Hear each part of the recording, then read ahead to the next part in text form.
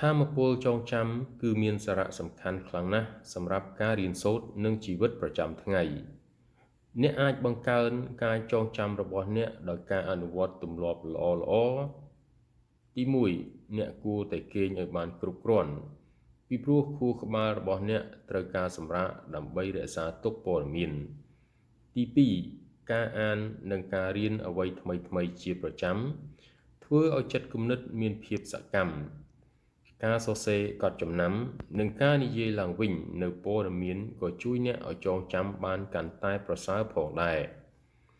អាហារដែលមានសុខភាពល្អដូចជាផ្លែឈើគ្រាប់ធញ្ញជាតិនិងបន្លែជួយគាំទ្រដល់សុខភាពខួរក្បាលលំហាត់ប្រាណនិងការធ្វើសមាធិ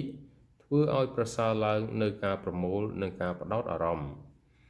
ជៀសវាងការមានភាពតានតឹងនិងការរំខានច្រើនក្នុងពេលសិក្សារៀនសូត្រការរក្សារបៀបរៀបរយនិងការគ្រប់គ្រងពេលវេលាឲ្យបានត្រឹមត្រូវ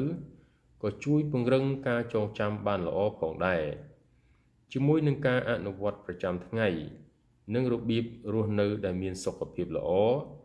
អ្នកក៏អាចបង្កើនថាមពលចងចាំរបស់អ្នកបានផងដែរ